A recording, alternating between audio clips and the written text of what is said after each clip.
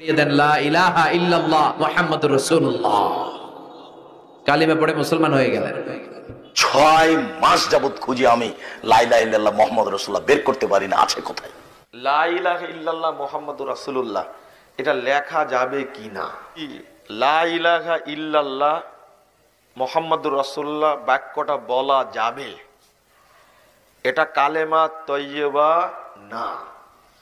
এটা আমাদের দেশে কিছু হুজুর বের হয়েছে, যাক হেরা কালেমা খুঁজে পায় না হাদিসে। সুপ্রিয় দর্শক শ্রোতা, আজকে কলেমার মধ্যেও যে আপত্তি, কলেমার মধ্যে যে বিপত্তি, এত মতভেদ কলেমার মধ্যে, এটা তো জীবনে কোনোদিন কল্পনা করি নাই যে কলেমার মধ্যেও আমাদের যেখানে আমাদের নবী আছে, নবীর নাম পর্যন্ত এখানে দিতে তাদের আপত্তি রয়েছে। এমনকি কলেমার সঙ্গে এই যে বক্তার মাদ্রাসা আমি ওয়াজ করি, সেখানে গিয়ে বলি লা ইলাহা ইল্লাল্লাহ মুহাম্মাদুর রাসূলুল্লাহ, মুহাম্মাদুর রাসূলুল্লাহ বললে নাকি এটা হারাম, এটা হচ্ছে বিদআত, এটা জঘন্যতম পাপ। বিদআত মানেই হারামের চাইতে জঘন্যতম পাপ। দেখুন এত বড় বিপত্তি, এত বড় আপত্তি, কি করে এইটা একটা কথা বলে একের পর এক। এগুলো কি ইমান ধ্বংসী, ইমান কি রক্ষা, না ইমান বিধ্বংসী বক্তব্য? আসুন আমরা বক্তব্যগুলো বিভিন্ন উলামা কিরামদের মুখ থেকে শুনে আসি, তারপরে আমরা এর ব্যাখ্যা পরে সংক্ষিপ্ত আকারে শুনবো ইনশাআল্লাহ তাআলা। আমাদের দেশে কিছু হুজুর বের হয়েছে, যাক হেরা কালেমা খুঁজে পায় না হাদিসে। লা ইলাহা ইল্লাল্লাহ এটা কি পুরাটা বলবো নাকি মুহাম্মাদুর রাসূলুল্লাহ এই পুরাটা বলা যাবে কিনা সাল্লাল্লাহু আলাইহি সাল্লাম? তো এখন এটা প্রশ্ন আছে, এই যুগেও দাঁড়াইছে। লা ইলাহা ইল্লাল্লাহ মুহাম্মাদুর রাসূলুল্লাহ কোন সহিহ হাদিসে নেই। লা ইলাহা, তারপর মুহাম্মাদুর রাসূলুল্লাহ বলছেন লা ইলাহা ইল্লাল্লাহ, বল বল। আর এই বিষয়গুলো নিয়েও যে কখনো মতভেদ হবে আমি কখনো কল্পনাও করি নাই। যেহেতু এই প্রশ্ন আসছে অনেকের মাঝে, সেই জন্য তাহলে বলেন তো পুরাটা বলা যাবে কিনা? আমরা শুনেছি এমন এক আহ্বানকারীর কথা যিনি আমাদেরকে ইমানের দিকে দাওয়াত দিয়েছেন, মুহাম্মদ সাল্লাল্লাহু আলাইহি সাল্লাম, সুবহানাল্লাহ। এমন এক আহ্বানকারীর কথা যিনি আমাদেরকে ইমানের দিকে দাওয়াত দিয়েছেন আর বলেছেন আন আমিনু বিরাব্বিকুম ফাআমান্না, তোমরা তোমাদের রবের উপর ঈমান আনো। ফাআমান্না, তাই আমরা ঈমান আনলাম। সুবহানাল্লাহ, আমরা কি আনলাম? পাঠে দেখতে পাই আলেম ওলামা বলে থাকেন যে লা ইলাহা ইল্লাল্লাহ মুহাম্মাদুর রাসূলুল্লাহ এই কালেমাকে জিকির হিসাবে পড়া যাবে কি? সম্মানিত দর্শক মণ্ডলী, আসলে বিষয়টি খুব স্পর্শকাতর বললেই চলে। মানুষ না জানার কারণে কত কি যে করছে ধর্মের নামে, তার কোনো হিসাব নেই। জিকির তো শুধু আল্লাহ তাআলার হবে।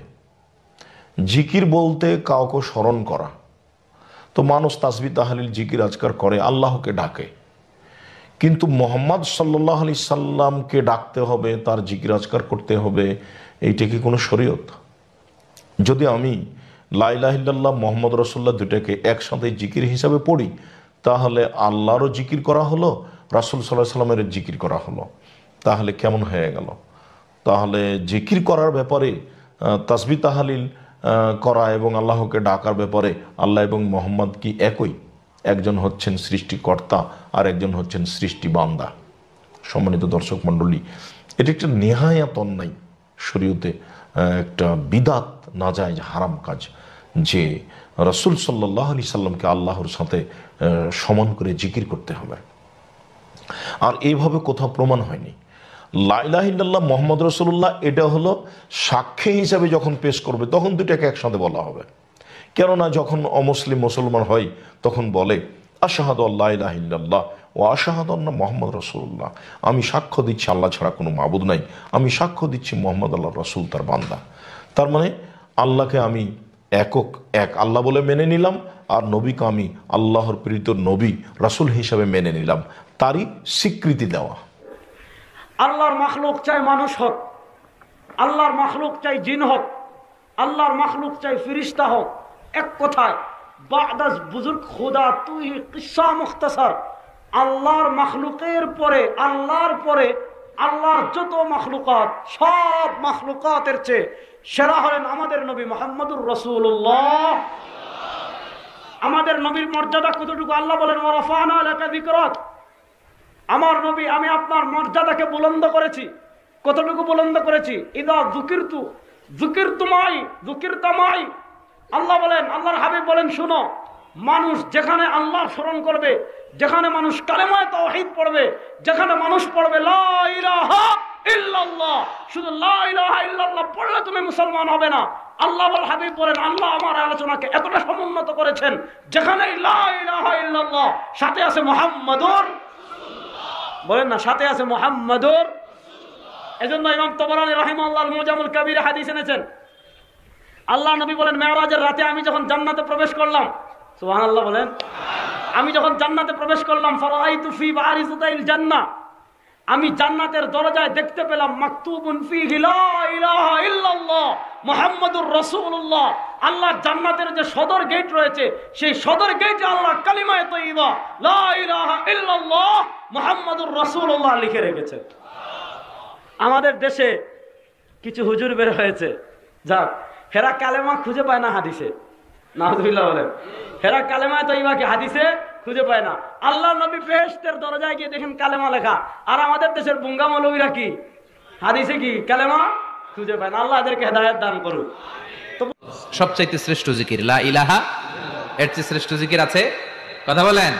বিশ্বনবী বললেন, মান ক্বালা লা ইলাহা ইল্লাল্লাহ সিদকান মিন কলবিহি, একনিষ্ঠতার সাথে অন্তর থেকে কেউ যদি জীবনে একবার বলে লা ইলাহা ইল্লাল্লাহ দাখালাল জান্নাহ, তার যদি পাপ থাকে, অন্যায় থাকে, ওই পাপ আর অন্যায়ের শাস্তিগুলার পরে কোনো না কোনো দিন আমার ওই বান্দা জান্নাতে ঢুকবে। একবার যদি খালিসান মিন কলবিহি সে পড়ে লা ইলাহা ইল্লাল্লাহ, তার জন্য জান্নাতকে অবধারিত করে দিয়েছে কে? আবার এটার নাম আল্লাহ দিয়েছে কালিমায়ে, কথা বলেন, দরাবাল্লাহু মাসালান কালিমাতান তাইয়্যিবাতান কাশাজারাতিন তাইয়্যিবাতিন আসলুহা সাবিতুন ওয়া ফারউহা ফিস সামা। সুবহানাল্লাহ। পবিত্র বাণী এটা কালিমায়ে তাইয়্যিবা। আবু সাঈদ আল খুদরি থেকে বর্ণিত, মুস্তাদরাকে হাকিম আর সহিহ ইবনে হিব্বানে এসেছে, বিশ্বনবী বলেন, মুসা আলাইহিস সালাম আল্লাহর একবার প্রশ্ন করলেন, ইয়া রব আল্লিমনি দুআআন আদউ বিহি, আপনি আমার এমন একটা জিকির শিক্ষা দেন যে জিকির দিয়ে আমি শুধু আপনার জিকির করব, কেউ এই জিকির করতে পারবে না। এই জিকির জানবো শুধু আমি, আর জানবেন আল্লাহ। কথা কোন? প্রশ্ন করছে কে? হ্যাঁ, কাকে করেছে? আল্লাহ এমন একটা জিকির শিখান যেই জিকির কেউ জানে না, আমি জানবো, আর ওই জিকির দিয়ে প্রাণ ভরে আপনারে ডাকবো। আল্লাহ বললেন, মুসা পড়ো লা ইলাহা ইল্লাল্লাহু মুহাম্মাদুর রাসূলুল্লাহ। মুসা আলাইহিস সালাম বললেন, আল্লাহ চাইলাম কি, কইলেন কি? লা ইলাহা তো জাতীয় জিকির, এটা তো আন্তর্জাতিক জিকির, এটা জানে না এমন কেউ নাই, এমনকি হিন্দু ভাইরাও জানে। কথা কন। আল্লাহ আমি তো চাইছিলাম এক্সক্লুসিভ, আমার জন্য স্পেশাল, এর চেয়ে সুন্দর আর কেউ জানবে না। এত স্বাধীন। আপনি জানতে চেয়েছেন লা ইলাহা ইল্লাল্লাহ জিকির করতে করতে মাঝে মাঝে মুহাম্মদুর রাসূলুল্লাহ সাল্লাল্লাহু আলাইহি ওয়াসাল্লাম বলা যাবে কিনা? জিকির হিসাবে মুহাম্মদুর রাসূলুল্লাহ সাল্লাল্লাহু আলাইহি ওয়াসাল্লাম বলার কথা কোন হাদিসে কোথাও? কালিমে তাইয়্যিবা লা ইলাহা ইল্লাল্লাহ মুহাম্মদুর রাসূলুল্লাহ হুবহু এইভাবে কোরআন কিংবা রাসূলের কোনো হাদিসে আছে কিনা? এগুলো কিছু কিছু অতি পণ্ডিতের প্রশ্ন, বেশি মাত্রার বুঝ, এত বেশি বুঝছে যে 1400 বছরের কেউ এই প্রশ্ন তোলে নাই, কেউ বুঝেও নাই যে এখানে কোনো সমস্যা থাকতে পারে। আমাদের বাঙালি কোন পণ্ডিতের মাথার মধ্যে এই ভাইরাসটা ঢুকছে, বুঝেন না? লা ইলাহা ইল্লাল্লাহ কোরআনে আছে না নাই? হ্যাঁ, হ্যাঁ, আল্লাহু লা ইলাহা ইল্লাহু ফা'লাম আন্নাহু লা ইলাহা ইল্লাল্লাহ, সূরা মুহাম্মাদের 19 নম্বর আয়াত, ফা'লাম আন্নাহু লা ইলাহা ইল্লাল্লাহ। ক্লিয়ার? আচ্ছা, সূরা আল ফাতহির 29 নম্বর আয়াতে মুহাম্মাদুর রাসূলুল্লাহি ওয়াল্লাযিনা মাহু, মুহাম্মাদুর রাসূলুল্লাহ আছে না নাই? আছে। তো লা ইলাহা ইল্লাল্লাহ কোরআনের আয়াত, মুহাম্মাদুর রাসূলুল্লাহ এটাও কি কোরআনের আয়াত? আপনার সন্দেহ থাকলো কই আর? আচ্ছা, এই দুইটা আপনি বুঝাতে চাইছেন যে দুইটা একসাথে আসেনি কোথাও? হ্যাঁ, সেইটাও আছে। খায়বর যুদ্ধের নবীজির পতাকার মধ্যে লা ইলাহা ইল্লাল্লাহ মুহাম্মাদুর রাসূলুল্লাহ এটা অঙ্কিত ছিল। সহিহ সনদে হাফেজ ইবনে হাজার আসকালানী ফাথুল বারী গ্রন্থে উল্লেখ করেছেন। খায়বর যুদ্ধের ওই অধ্যায়টা বুখারীর সারা ফাথুল বারী খুলুন, দেখবেন হাদিসটা টাটকা ওখানে পেয়ে যাবেন। সেই পতাকার মধ্যে এটা ছিল। বর্তমান সৌদি আরবের রাষ্ট্রীয় পতাকার মধ্যে কি আছে? লা ইলাহা ইল্লাল্লাহু মুহাম্মাদুর রাসূলুল্লাহ। আরব জাহানের লক্ষ লক্ষ ওলামারা এটা দেখতেছেন। বাংলাদেশে বসে আপনি বুঝলেন যে কোনো গন্ডগোল মনে হয় আছে, আর ওরা কেউ বুঝলো না।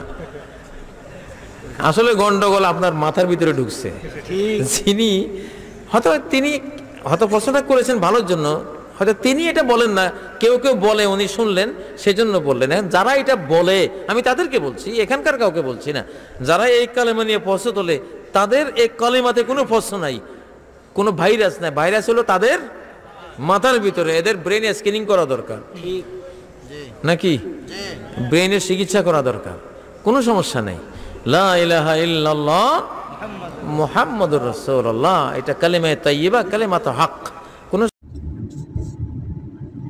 সম্মানিত দর্শক এবং শ্রোতা বৃন্দ, আমি যশোরী বাংলাদেশি সেবা পার্টির পক্ষ থেকে আপনাদের সকলকে জানাই আসসালামু আলাইকুম ওয়া রাহমাতুল্লাহ। আমাদের দেশের উলামায়ে কুফফারদের বিশেষ একজন সদস্য কাজী ইব্রাহিম রাষ্ট্রীয় পতাকার লিখিত নিয়ে কোরআনকে বিগড়ানোর জন্য এবং কোরআনের বিধানকে বিগড়ানোর জন্য তিনি গোলমোল ফতোয়া দিলেন। গোলমোল ফতোয়া, কোরআনের ভিতরে কোথাও মুসলমান শিয়া সুন্নি সালাফি সমাজ যে কলেমা পড়েন সেই কলেমা লেখা নেই। এখন কোরআনে লেখা নেই, কিন্তু তিনি যেভাবে 18 কোটি বাঙালিদেরকে বেকুব বানালেন, একজন তার কাছে প্রশ্ন করেছেন যে লা ইলাহা ইল্লাল্লাহু মুহাম্মাদুর রাসূলুল্লাহ বলা যাবে কিনা, কোরআনে একসাথে কোথাও আছে কিনা। সেই প্রশ্নের উত্তর এড়িয়ে যে তিনি বললেন আরব দেশের জাতীয় পতাকাতে লা ইলাহা ইল্লাল্লাহু মুহাম্মাদুর রাসূলুল্লাহ লেখা আছে। এখন একটা দেশের জাতীয় পতাকাতে যদি লেখা থাকে, আফগানিস্তানের জাতীয় পতাকাতেও লা ইলাহা ইল্লাল্লাহু মুহাম্মাদুর রাসূলুল্লাহ লেখা আছে, তো এটি কি কোরআনের কোনো একটি আয়াত? আবার নিজের মূর্খতাকে প্রমাণ করার লক্ষ্যে তিনি বললেন যে কোরআনে 47 নম্বর সূরা মুহাম্মদ তার 19 নম্বর আয়াতের শুরুতে লেখা রয়েছে ফাআলাম আন্নাহু লা ইলাহা ইল্লাল্লাহ। ফাআলাম আন্নাহু, এটি হচ্ছে লা ইলাহা ইল্লাল্লাহ এর পূর্বে। তারপরে এর পরে ওয়াস্তাগফির লিযামবিকা ওয়ালিল মুমিনিন।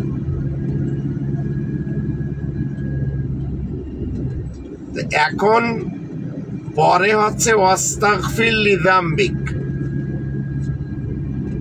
আপনার কোনোভাবেও কি ক্ষমতা আছে যে এই আয়াতের একটি টুকরা আপনি 48 নম্বর সূরা মুহাম্মাদের 29 নম্বর আয়াতের শুরুতে আল্লাহ বলছেন মুহাম্মাদুর রাসূলুল্লাহ ওয়াল্লাযীনা মাআহু আশিদ্দাউ আলাল কুফফারি রুহামাউ বাইনাহুম,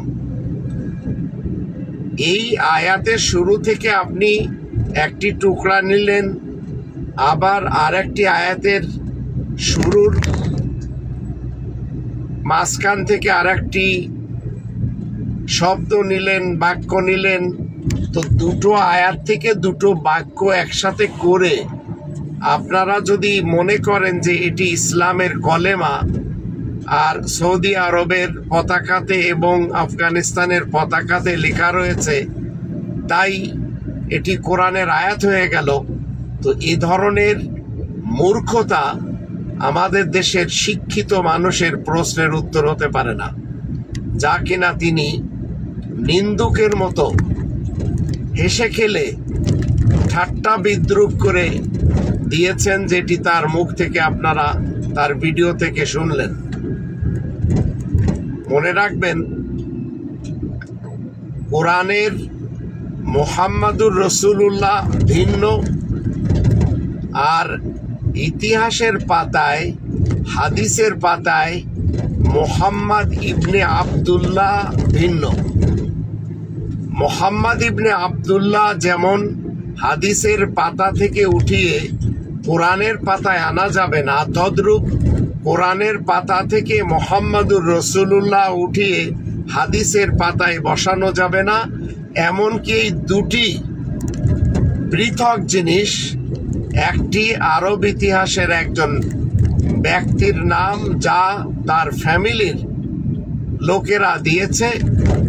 কেউ কেউ বলে চলেছে আব্দুল মুত্তালিব এই নাম রেখেছে, কেউ বলেছে আবু তালেব রেখেছে, আবার কেউ বলেছে তার মায়ের স্বপ্নে পাওয়া নাম। তো মুহাম্মদ ইবনে আব্দুল্লাহ এটির সাথে কোরআনের মুহাম্মাদুর রাসূলুল্লাহ কখনো যায় না। কোরআনের মুহাম্মাদুর রাসূলুল্লাহ এর সাথে যায় ওয়া খাতামান নাবিয়িন। এখন আপনি 33 নম্বর সূরা আল আহজাবের 40 নম্বর আয়াত যখন দেখবেন, সেখানে আল্লাহ বলছেন, মা কানা মুহাম্মাদুন আবা আহাদিম মির রিজালিকুম ওয়ালাকিন রাসূলুল্লাহ ওয়া খাতামান নাবিয়িন ওয়া কানা আল্লাহু বিকুল্লি শাইইন আলিমা। আয়াত প্রচারের কারণে প্রশংসিত উপাধি ধারক মুহাম্মদ তোমাদের মধ্যকার কোনো পুরুষের বাবা না, দাদা না, নানা না, পরনানা না, এক কথায় পূর্বপুরুষ না। কিন্তু আরব ইতিহাসের মুহাম্মদ ইবনে আব্দুল্লাহ পূর্বপুরুষ। তারপরে আবার আল্লাহ বলছেন ওয়ালাকিন রাসূলুল্লাহ, কিন্তু আল্লাহ তাআলার বার্তাবাহক, ওয়া খাতামান নাবিয়িন, আর 19 জন নবীদের সিল মোহর, সকল বিশেষ খবরদাতা নবীদের সিল মোহর। ওয়া কানা আল্লাহু বিকুল্লি শাইইন আলিমা, আর প্রত্যেকটি জিনিসের সাথে আল্লাহ তাআলা জ্ঞান রাখেন। তো মনে রাখবেন, ইতিহাসের মুহাম্মদ ইবনে আব্দুল্লাহর নামে যে কলেমা বানানো হয়েছে, তার সাথে ইসলামের মুসলিম, ইসলামের মুমিন, এদের কারোর কোনো সম্পর্ক নেই। আর তাদের বানানো কলেমা, এটি হলো মুসলমান সুন্নি সালাফি, আবার শিয়াদেরটা একটু ভিন্ন, কাদিয়ানীদেরটা আর একটু ভিন্ন। তো এই সব কলেমার সাথে ইসলামের মান্যকারী মুমিন মুসলিমদের কোনো সম্পর্ক নেই।